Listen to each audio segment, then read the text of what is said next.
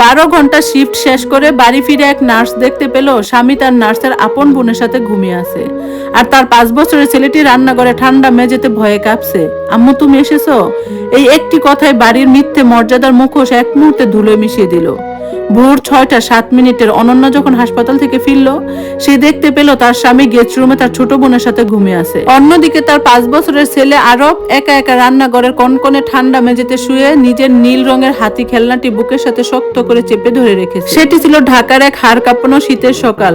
বাহিরের কুয়াশা এতটাই ঘন ছিল যে লেনের শেষ মাথার কৃষ্ণচূড়া গাছটির অবয়বও সেই ধোঁয়াশায় মিলিয়ে গিয়েছিল। অনন্যা মেন দরজার চাবিটি ঘুরালো। তার আঙ্গুলগুলো ঠান্ডায় অবশ হয়ে আসছিল। সে ঢাকা মেডিকেল কলেজ হাসপাতালে 12 ঘন্টার একটি দীর্ঘ ডিউটি শেষ করে সবেমাত্র ফিরেছে।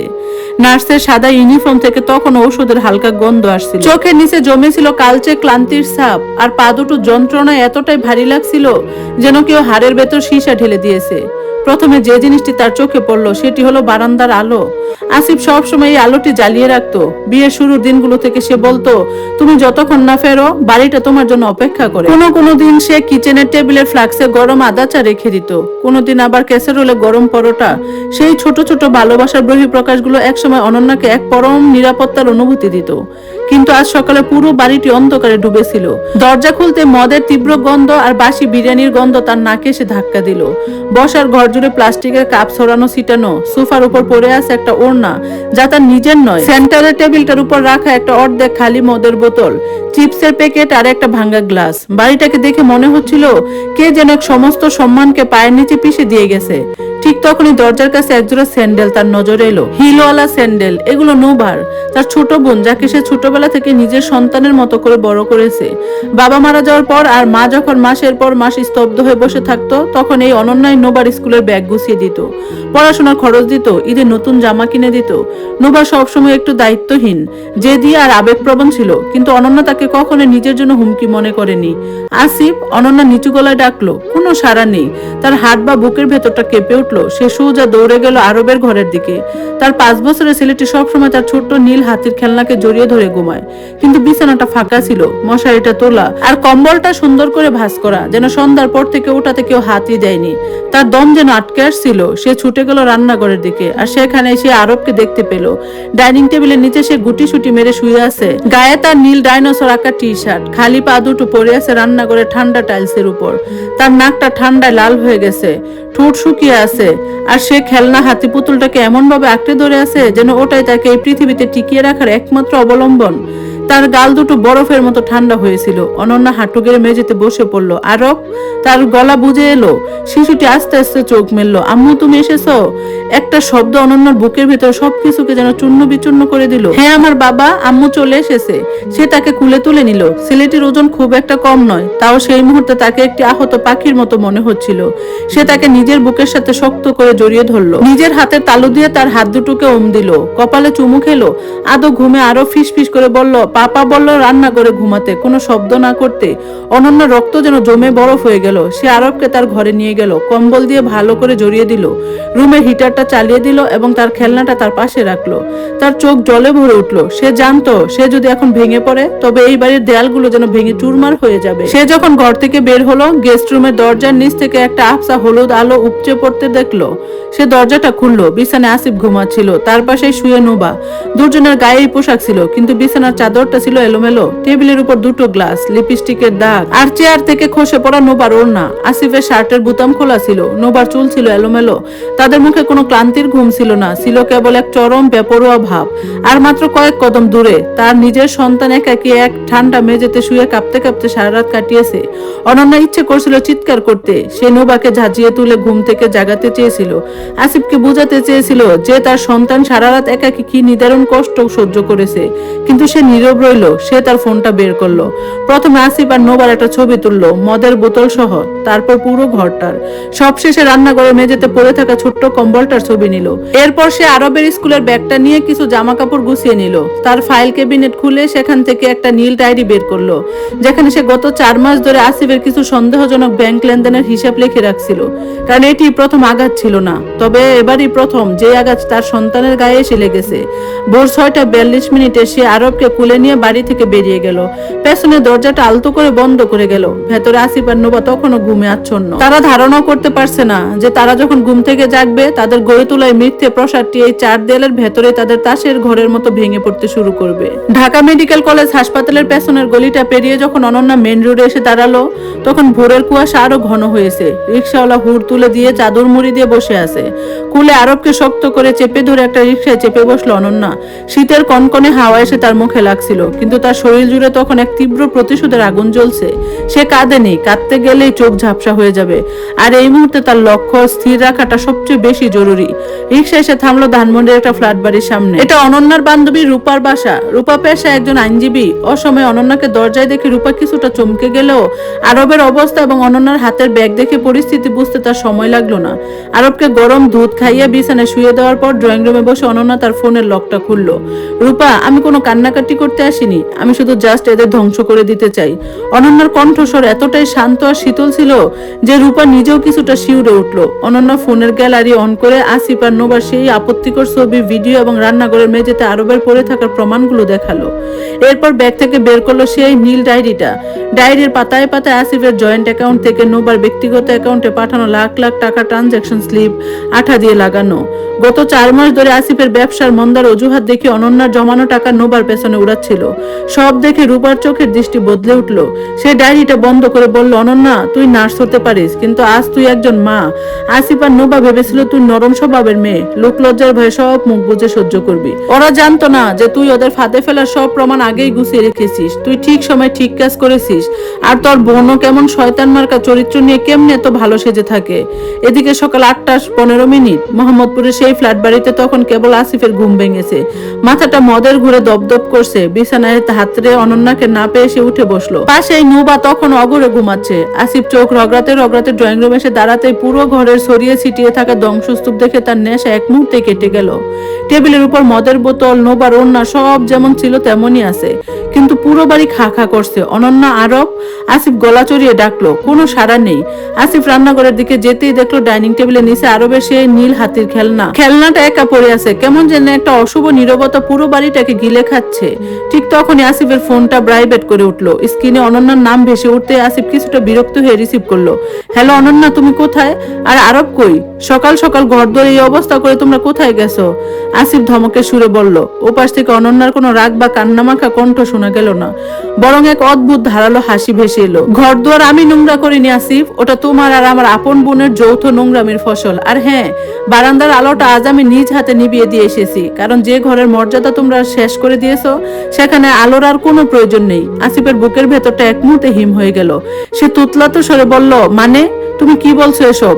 মানেটা বুঝতে তোমার খুব বেশি সময় লাগবে না। নোবার ঘুমটা ভাঙাও, তারপর ড্রয়িং রুমের সেন্টার টেবিলের দিকে তাকাও। তোমাদের জন্য একটা উপহার রেখে এসেছি বলে অনন্যা ফোনটা কেটে দিল। আসিফ হন্তদন্ত হয়ে ড্রয়িং রুমের টেবিলের দিকে ছুটে গেল। চিপসের প্যাকেটের নিচে একটা সাদা খাম চাপা দেওয়া ছিল, যা সে এতক্ষণ খেয়াল করেনি। কাঁপতে কাঁপতে খামটা খুলতে আসিফের হাত থেকে কাগজগুলো মেঝেতে পড়ে গেল। সেগুলো সাধারণ কোনো কাগজ ছিল না, আসিফের ব্যাংকিং জালিয়াতি প্রতারণার কাগজ। আর তার সাথে ছিল আসিফ ও নোবার সেই ভোরের ঘুমন্ত অবস্থায় স্ক্যান করা রঙিন ছবি। ছবির নিচে লাল কালিতে অনন্যার হাতের লেখা বড় বড় অক্ষরে, শাস্তির প্রথম পর্ব মাত্র শুরু হলো। ঠিক তখনই আসিফের পেছনে এসে দাঁড়ালো নোবা। আসিফের হাতের ছবিটার দিকে চোখ পড়তে নোবার ফর্সা মুখটা এক মুহূর্তে ফ্যাকাশে হয়ে গেল। তাদের পায়ের তলার মাটি ততক্ষণে সরতে শুরু করলো, কিন্তু তারা তখনও জানতো না অনন্যা চৌধুরী শুধু তাদের সংসার ভাঙার নোটিশ পাঠায়নি, তাদের সাজানো কেরিয়ার আর সামাজিক সম্মান ধুলোয় মিশিয়ে দেওয়ার চাকা ইতিমধ্যে ঘুরিয়ে দিয়েছে। কাগজগুলো মেঝেতে ছড়িয়ে পড়ার পর ড্রয়িং রুমের বাতার জন্য এক মুহূর্তে ভারী হয়ে উঠলো। নোবা কাঁপতে কাঁপতে মেঝে থেকে ছবিটা তুলে নিল। ছবিতে নিজের আর আসিফের আপত্তিকর চেহারাটা দেখে তার এতক্ষণের চপলতা আর আধুনিকতার দেমাগ এক নিমিষে উবড়ে গেল। আসিফ ভাইয়া, এসব আপু লিখে গেছে? আপু আমার ছবি তুললো কিভাবে? নোবার গলার আওয়াজ কাঁপছিল। যে বোনকে সে এতকাল সহজ সরল ভেবে এসেছে, তার এই রূপ সে স্বপ্নও কল্পনা করেনি। আসিফ কোনো উত্তর দিতে পারল না। তার কপাল তখন বিন্দু বিন্দু ঘাম জমছে। ব্যাংকিং জালিয়াতি আর প্রতারণার আইনি নোটিশটার দিকে তাকিয়ে তার চোখ চরক গাছ। অনন্যা যে শুধু তাদের নোংরামির ছবি তুলেছে তাই নয়, আসিফ যে অনন্যার সই জাল করে জয়েন্ট অ্যাকাউন্ট থেকে টাকা নোবার অ্যাকাউন্টে সরিয়েছে তার সমস্ত আইনি নথিপত্র রূপার সিলমোহর সহ এখানে জমা আছে। এর মানে সোজা জেল খাটতে হবে। সব ওই আপদের জন্য। আসিফ রাগের দাঁত কিরমির করে উঠল। আরবকে কাল রাতে ওভাবে কিচেনে না রাখলে অনন্যা হয়তো এভাবে ঘরে ঢুকতো না। ও নিশ্চিত মাঝরাতে আমাদের দেখে ফেলেছে। নোবা থতমত খেয়ে বলল, এখন কি হবে ভাইয়া? আপু যদি এই ছবি ফেসবুকে দেয়, আমার ফ্রেন্ডরা রিলেটিভরা দেখলে তো আমার মুখ দেখানোর জায়গা থাকবে না। একদম চুপ থাকো। আসিফ নোবার উপর চিৎকার করে উঠলো। এতদিনের যে নোবাকে সে মাথায় তুলে রেখেছিল, বিপদের মুখে তার উপরই প্রথম রাগটা গিয়ে পড়লো। তোমার শপিং এর শখ মেটাতে গিয়ে তো আমি অনন্যার অ্যাকাউন্ট খালি করেছি, এখন বুঝো ঠেলা। এদিকে ধানমন্ডিতে রূপার ফ্ল্যাটে তখন যুদ্ধের পরিবর্তে প্রস্তুতি চলছে। অনন্যা আরবকে গোসল করিয়ে নিজের হাতে খাইয়ে দিয়েছে।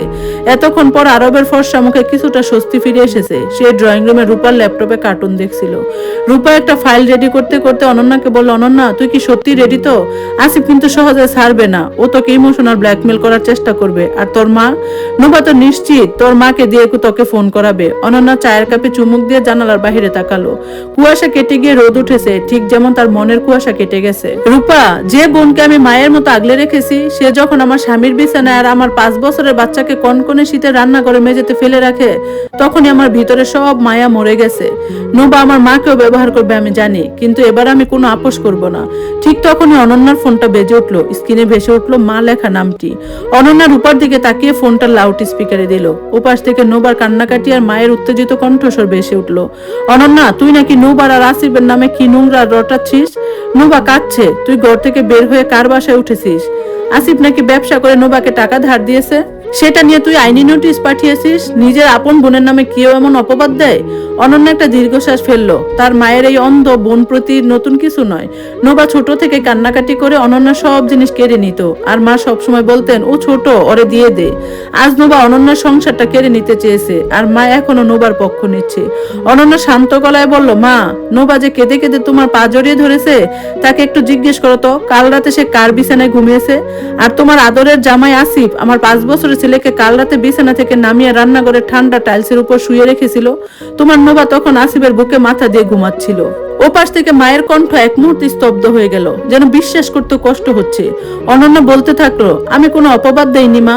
নোবা আর আসিফের পাপের সব ছবি আর ভিডিও আমার কাছে আছে। আর আসিফ যে আমার সই জাল করে ব্যাংক থেকে টাকা চুরি করেছে, তার প্রমাণও আইনজীবীর কাছে জমা পড়েছে। নোবাকে বলো কাঁদতে হলে যেন ভালো করে কাঁদে, কারণ তার এই কান্নার জল দেখার জন্য আদালত আর পুলিশ অপেক্ষা করছে। কথাটা বলে অনন্যা ফোনটা কেটে দিল, আর আসিফ আর নোবার নাম্বার দুটো ব্লক করে দিল। রূপা ল্যাপটপ থেকে মুখ তুলে বলল, দুর্দান্ত, এবার আমার আসল চালটা চালার সময় এসেছে।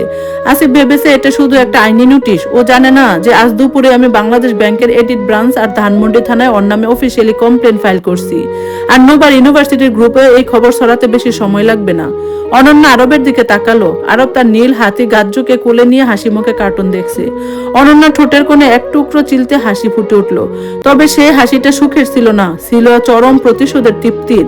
দুপুর 2:30 মোহাম্মদপুরের ফ্ল্যাটের দরজার কলিং বেলটা একটানা বাজতে শুরু করলো। আসিফ আর নোবা তখন ঘরের ভেতরে নিজেদের ব্যাগ গুছানোর চেষ্টা করছিল।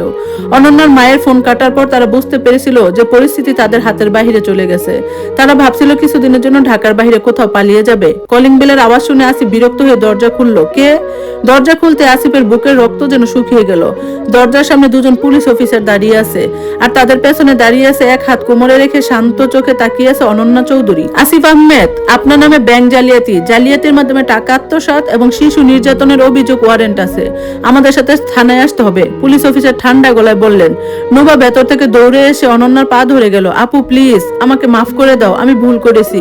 আসিফ ভাই আমাকে ফুসলিয়েছে। অনন্যা এক পা পিছিয়ে গেল, যেন নোবার ছোঁয়াতে তার ঘৃণা লাগছে। সে নোবার দিকে তাকিয়ে অত্যন্ত নিচু কিন্তু ধারালো গলায় বলল, কাল রাতে যখন আরব রান্না করে কাঁপছিল, তখন তোর এই বন্ধুত্ব কোথায় ছিল? আজ তোকে তোর আসিফ ভাইয়াই বাঁচাক। পুলিশ আসিফের হাতে হাত করা পড়াতে আসিফ চিৎকার করে উঠল, অনন্যা তুমি এটা ঠিক করছো না, আমি তোমার স্বামী। সি, এই শব্দটা মুখে আনতে তোমার লজ্জা হওয়া উচিত। অনন্যা ঘুরে দাঁড়ালো। মোহাম্মদপুরের সেই অ্যাপার্টমেন্টের লবিতে তখন প্রতিবেশীরা ভিড় জমিয়েছে। যে আসিফ আর নোবা নিজেদের খুব অভিজাত আর চতুর ভাবত, আজ পুরো এলাকার মানুষের সামনে তাদের মুখ চুন হয়ে গেল। পুলিশ যখন আসিফকে টেনে নিয়ে যাচ্ছিল, তখন নোবা দরজার চৌকাঠে বসে মাথা কুড়ে কাঁদছিল। কিন্তু অনন্যার চোখে তখন আর কোনো পানি ছিল না। সে লিফটের দিকে পা বাড়ালো। তার জীবন থেকে একটা অন্ধকার অধ্যায় শেষ হয়েছে। এবার আরবকে নিয়ে নতুন করে একটা ভোরের দিকে এগিয়ে যাওয়ার পালা। ধন্যবাদ সবাইকে এতক্ষণ গল্পটা শোনার জন্য। গল্পটা কেমন লাগলো অবশ্যই জানাবেন। এই গল্পের বাকি অংশ শোনার জন্য সাথেই থাকবেন। আজকের মতো আল্লাহ হাফেজ।